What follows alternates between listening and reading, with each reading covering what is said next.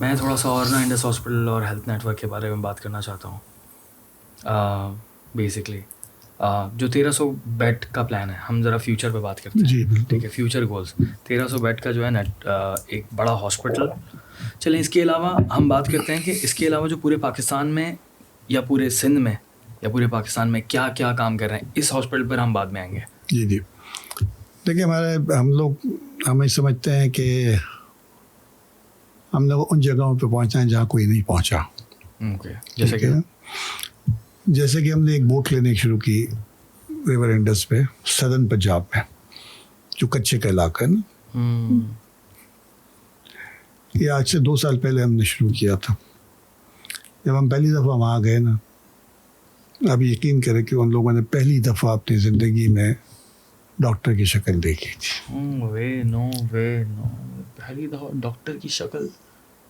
इतना remote area है, गाड़ियाँ जा ही नहीं सकती। क्या हमसे सवाल नहीं होगा कि आपकी नाकों के नीचे, आंखों के नीचे ये हो रहा है?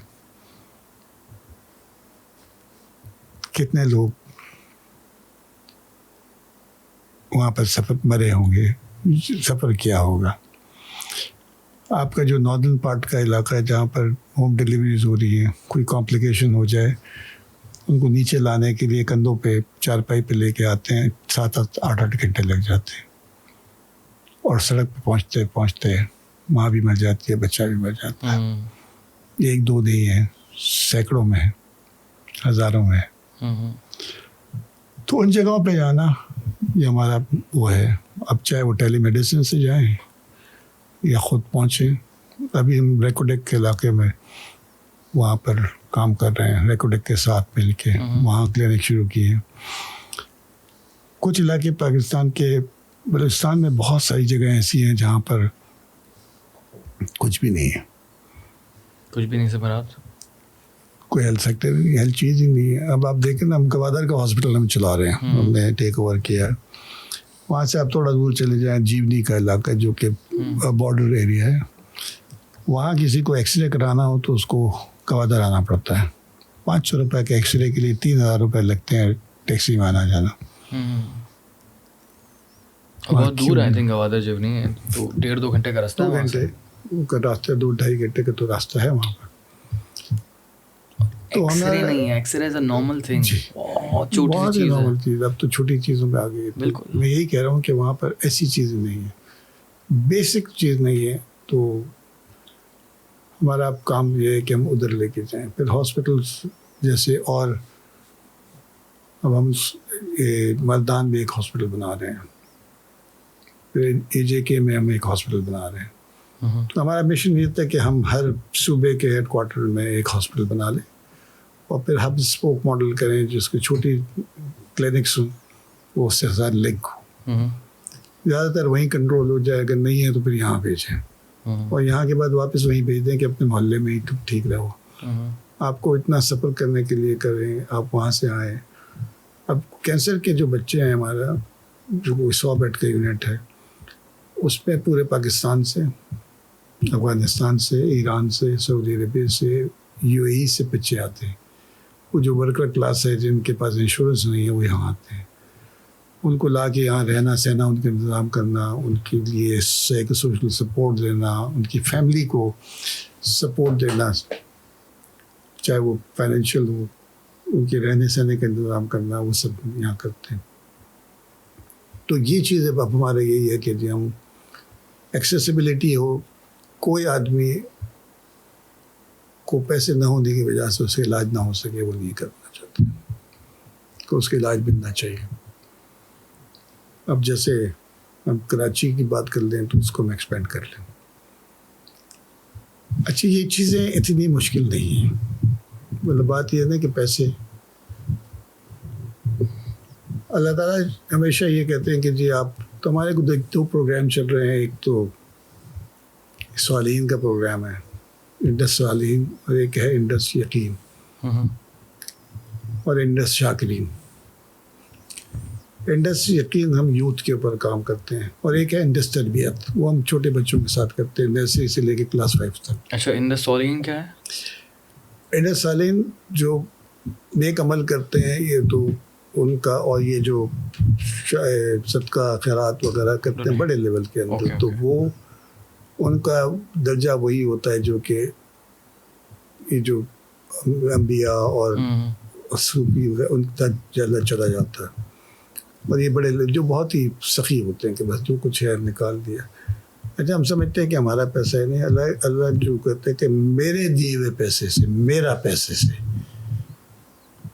तुम सदका करो। बच्चों के साथ में जो क्लास नर्सरी से क्लास 5 तक बच्चों के साथ उनके हम तरबियत करते हैं, उनको हम एक मनी बॉक्स दे देते हैं, उनको अंदर एक ये हिस्स जमा तरबियत करनी है कि वो कुछ जमा करें।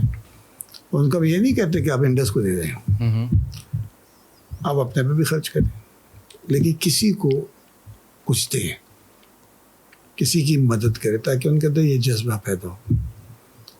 क्लास 9 फिर उससे ऊपर क्लास के होते हैं जो यकीन का प्रोग्राम है, जहाँ हम वॉलंटियरिंग कराते हैं उनसे, उनके अंदर भी ये डेवलप होता है। तो ये हर साल समर में और विंटर में हमारे पास आते हैं, यहाँ पर करते हैं। जैसे मैंने कहा, ये इंस्टीट्यूशन चलेगा कैसे, सस्टेन कैसे करेंगे, लोग करें चलाएंगे, पैसा आ जाएगा, पैसा रहेगा। ज़कात तो देनी है हमने, और हर आदमी की ज़कात आज से 5 साल बाद बढ़ती ही है मेजॉरिटी की, सिवाय आउटलायर्स के, कभी किसी के साथ दो हो जाए तो वो रहेगी, वो तो देना पड़ेगा, सदका भी देना पड़ेगा, बहुत सारी चीज़ होगी। तो इनके अंदर ये पैदा हो जाए। तो मैंने हमने ये वॉलंटियर्स आना शुरू हुए, तो हमारे मुझे दो तो याद है कि वो वॉलंटियर्स आज से 8 साल पहले 10 साल पहले हमारे पास वॉलंटियर किया उन्होंने, वो लेवल्स की में जब थे। फिर उसके बाद वो डॉक्टर बने, फिर डॉक्टर बनने के बाद हमारे पास रेजिडेंसी की, हमारे पास कंसल्टेंट लग गए।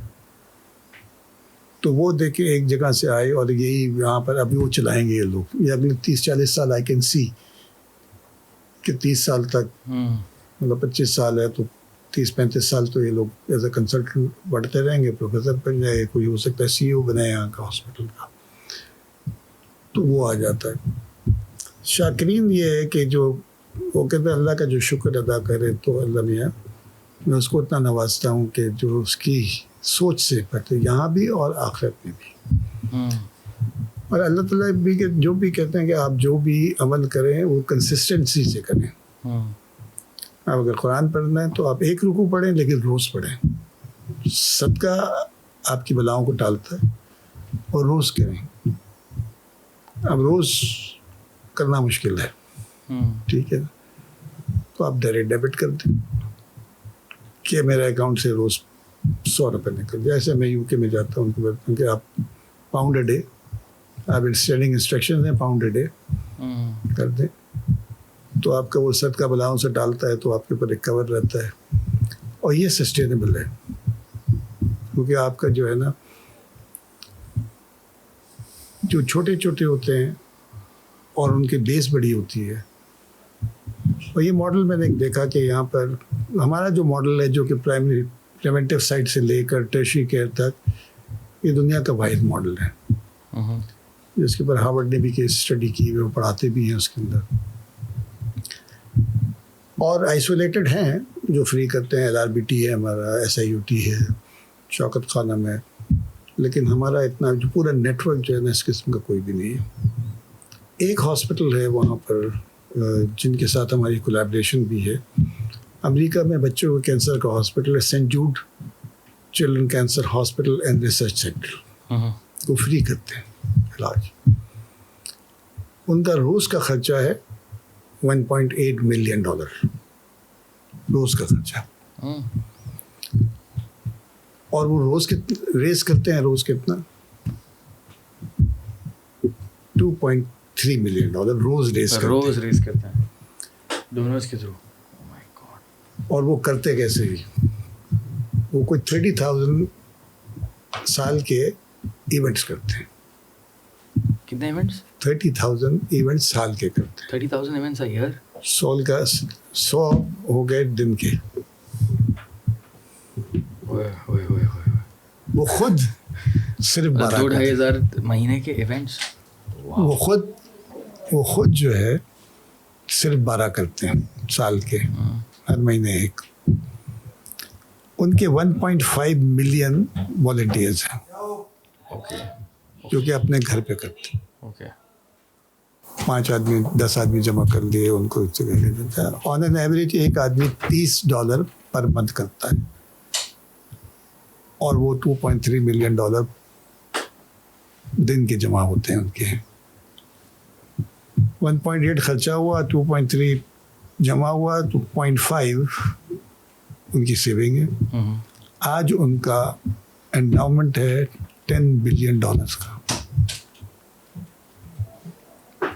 हमने कहा 1 लाख आदमी, मेरा कराची का ऑपरेशन जो है ना वो तकरीबन $1 बिलियन अ मंथ है। 1 लाख आदमी 10,000 महीने का कमिट करते हैं, बिलियन अ मंथ हो गया। ऑलरेडी आप आबादी जो है वो काफ़ी बड़ी है यहाँ। बहुत बड़ी आबादी।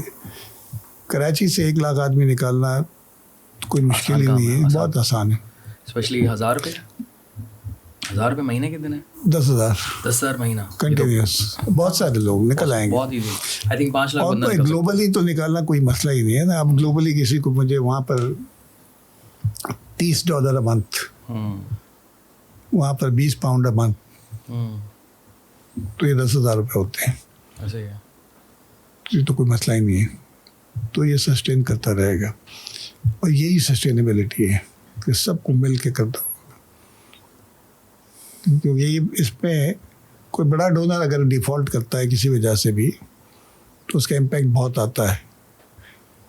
ये छोटे वाले 10-15 इधर उधर हो जाए कोई फ़र्क नहीं पड़ता। तो ये तो बड़ा आसान है चलाने का।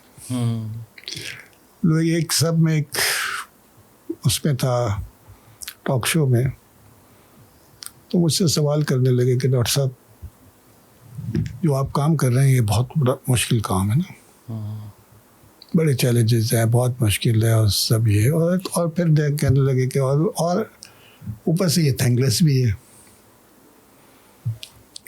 तो मैंने जवाब दिया, मैंने कहा I beg to differ with your opinion. इससे आसान काम तो कोई है ही नहीं। अगर आपका मम्बा सही है, इससे आसान कोई नहीं है और इससे ज़्यादा थैंकफुल जॉब कोई नहीं है। आप सिर्फ उस आदमी से पूछें जो ट्रंकलाइजर के बावजूद भी रात को सो नहीं सकता। और मैंने आपको बता दिया कि मेरी नींद कैसी है। नींद कैसी है आपकी सर? जैसे मैंने बताया था ना कि जो मेरे घर वाले मुझसे यही शिकायत करते हैं कि मैं बिस्तर पे लेटने से पहले सो चुका होता हूँ, इतने सुकून की नींद है। आज तक ज़िंदगी में मैंने कोई ट्रंकलाइजर नहीं खाया नींद के लिए। ये बहुत बड़ी नेमत है। वाकई बहुत बड़ी नेमत है। मैं किसी महफिल में चला जाऊँ जहाँ लोग जानते हों, तो जब आपके बारे में बात करना कहना शुरू हो जाए तो आदमी शर्मिंदा होता है कि कितना आपकी तारीफ़ कर रहे हैं। मैं एक फ़्लाइट पे ट्रैवल बहुत होता है तो आपको फिर स्टाफ पहचानने लगता है। तो हमारी एक बोर्ड की मीटिंग थी लाहौर में, तो हम लोग जा रहे थे फ़्लाइट पे, मेरी वाइफ भी मेरे साथ थी और बोर्ड के 4-5 लोग थे। टेक ऑफ किया फ़्लाइट ने, तो वो जो चीफ पर्सन थी तो मुझे कहा डॉक्टर साहब मुझे पता है मैं जहाज़ में कुछ खाता नहीं हूँ, चाय मैंने ज़िंदगी में नहीं पी कभी भी। तो मुझे कहते हैं मुझे पता है आप कुछ खाते नहीं, चाय आप पीते नहीं, तो मैं आपकी क्या खिदमत करूँ। तो मैंने कहा यार आप ऐसा करेंगे, आपकी जो चाय होती है तो मेरी वाइफ जो है इनको जो है ना कड़क चाय पसंद है, तो आप एक अच्छी सी चाय पिलवा दें इनको। उसके बाद वो उन्होंने चाय बनाई और वो सिर्फ उनको ही नहीं जितने लोग मेरे साथ थे बोर्ड के सबको चाय बना के पिला दी।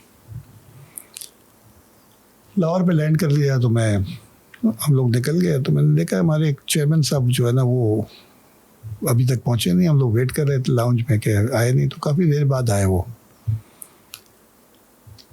तो सबको उनसे पूछा भाई आप कहाँ रह गए थे, क्या बात हो गई, खैरियत थी? तो मैंने कहा नहीं मैं रुक गया था ज़रा, मैंने उस एयर होस्टेस से कुछ बात कर रही कहते मैंने उससे पूछा कि ऐसी क्या बात है कि आपने डॉक्टर साहब ने कहा और आपने ये चाय बनाई। मैंने कहा मैंने अपने कैरियर में पहली दफ़ा अपने हाथ से चाय बनाकर आप लोगों को पिलाई है डॉक्टर साहब के कहने पे। इस जहाज़ में प्राइम मिनिस्टर भी गए हैं, प्रेसिडेंट भी गए हैं, मिनिस्टर्स भी गए हैं, बड़े बड़े सेठ भी गए हैं। Never ever. अब इससे ज़्यादा थैंकफुल जॉब क्या होगी। बहुत बड़े ऑनर की बात है। अल्हम्दुलिल्लाह।